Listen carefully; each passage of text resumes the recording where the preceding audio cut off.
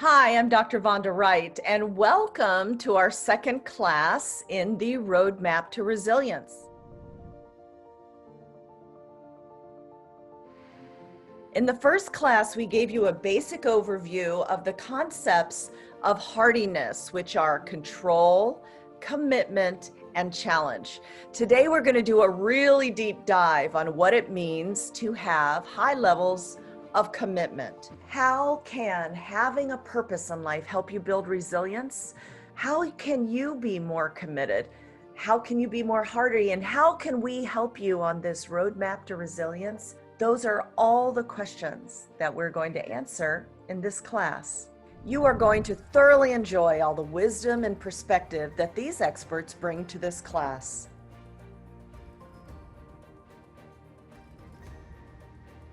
So let's get started.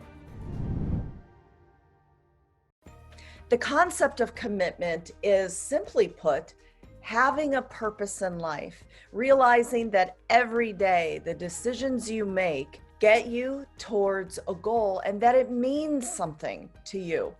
It really will go a long way when times get tough.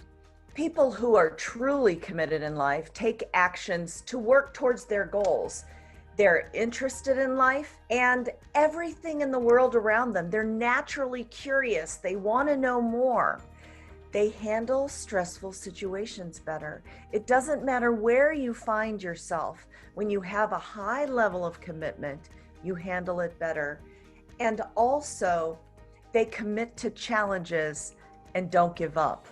As an orthopedic surgeon, when I think about the commitment in my life or the purpose, or simply put, why I get up every day at 5 a.m. to go see my patients, part of it is because I'm committed to the science of orthopedic surgery, to understanding how to recreate the anatomy that we were born with so that my patients can be out of pain and walk again. But what I'm really committed to, the reason I get up every day, is because I understand that as an orthopedic surgeon, that by making people walk again, by harnessing the power of their mobility, or in other words, saving their mobility, I'm actually saving their lives. And boy, that really motivates me and it keeps me committed. When you commit to something and know that there's going to be ups and downs and ebbs and flows with it, then that helps grow your resiliency. When you see that resiliency really helps your life and really is something that makes you have a more fulfilling and progressing life, then you trust it. And you trust that that process worked, and you trust in the world, and you trust in your decision making. When you can trust in your decision making and in the world and in yourself, then you can make commitment. So it's a cyclical part of commitment and resiliency and trust. Commitment is really valuable. We've seen it time and time again in terms of helping you to manage the stress in your life.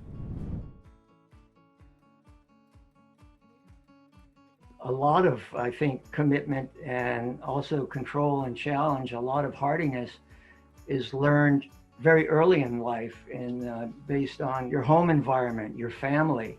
What role models do you have? How do your parents or your caretakers respond to stress in their own lives? And of course, children observe that. We've learned that there are things you can do to change your hardiness levels. So for example, when it comes to commitment, one simple thing you can do is take a little time every day and think about what's important, what's meaningful for you. Set some goals for yourself then along those lines and work on it. Spend more time doing those things that you value. Pay attention to the world around you and the people around you. And finally, try to spend more time with the people and the activities that you enjoy the most. All of these things together are going to help you to build up your hardiness commitment. Setting the right goals help motivate you to have more meaning in your life.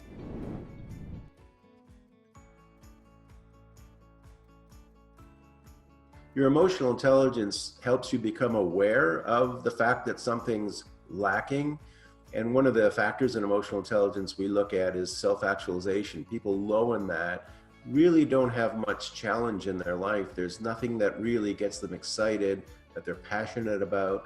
So we help people try and go back maybe to their childhood and find the things, they used to like, music or sports or something that got them excited, painting.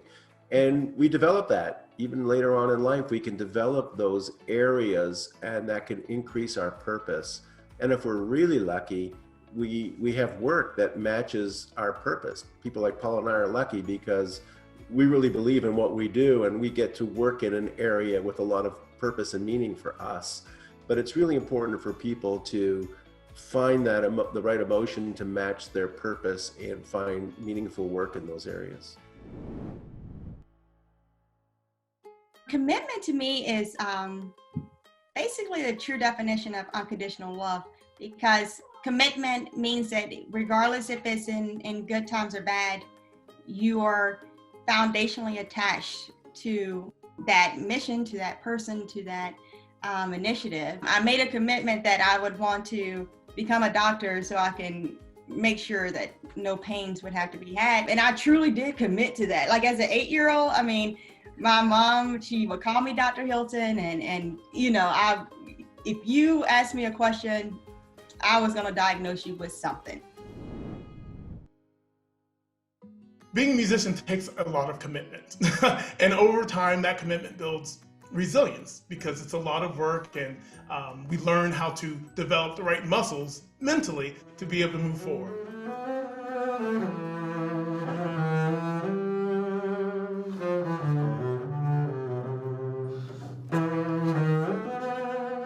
With any musician, particularly as one goes through not just playing for fun, but playing for a living, playing as a profession, we get told no a lot.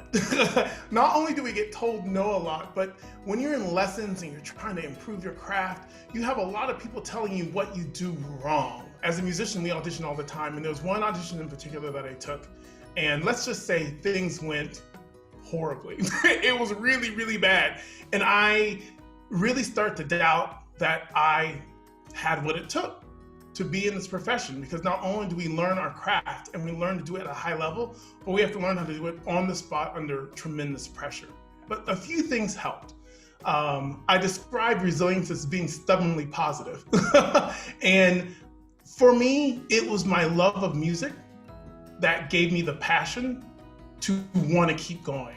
It was my love of music that said, you know what, life might be tough for a little while, but I'm willing to keep trying and look for solutions so that my audition experience can be better. I feel really strongly that it was my commitment to music that led to my success. Particularly as a young musician, it takes a lot of hours for practice, work. Sometimes when the other kids were going out to play, it might be at my instrument, learning some scales. So I think for many musicians, that commitment to music, that commitment to the instrument, that commitment to, not to say perfection, but the endless pursuit of perfection are the things that make us successful as musicians. And after years of commitment to music, it actually started to work. I mean, it started off at the prestigious Curtis Institute of Music, and 11 years ago, I won the position of assistant principal double bass of the Philadelphia Orchestra. I'm on faculty at the Juilliard School and teaching now. On all these things, I think about little Joseph Conyers, maybe 5 years old when he first started playing on the piano, and all these things that may have seemed completely out of reach, completely impossible. But I think that's the thing about commitment. I think that's the thing about resilience.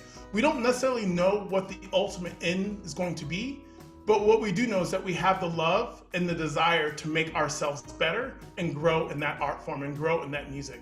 And that's what I did, and I trusted that process. And I'm really fortunate to be able to have the career that I've had thus far. After learning all about the concept of commitment, we want you to do the following in order to be able to best apply everything you're learning to your life. Find your purpose. Make a list of the main motivations in your life. What excites you? What feels meaningful? What makes you happy? Try something new. It can be simple. How about a different breakfast? Or maybe you listen to a different podcast or pick up a new hobby. You can even try something new by picking up an old hobby. All these things will help you stay interested and build your sense of commitment. Connect with family and friends. You know, this can be a very lonely time. And in fact, some scientists will call the way we interact with each other because of all our digital access being lonely in a crowd. So it's very, very important that you actually make connections with people that are important to you. Why don't you text your friends or text your children? I was texting my children today as they were checking up on me and telling me to have a fabulous day. Those kinds of connections that we continue to maintain will add commitment to your life. It will maintain your purpose and build your happiness and your resilience. If you have any questions about Class 2 of the Roadmap to Resilience, we want you to leave them in the comment section. We'll make sure to answer all your questions in our next Q&A. Also, in order not to miss any of this important information, please subscribe to the ShareCare YouTube channel. We'll see you next time.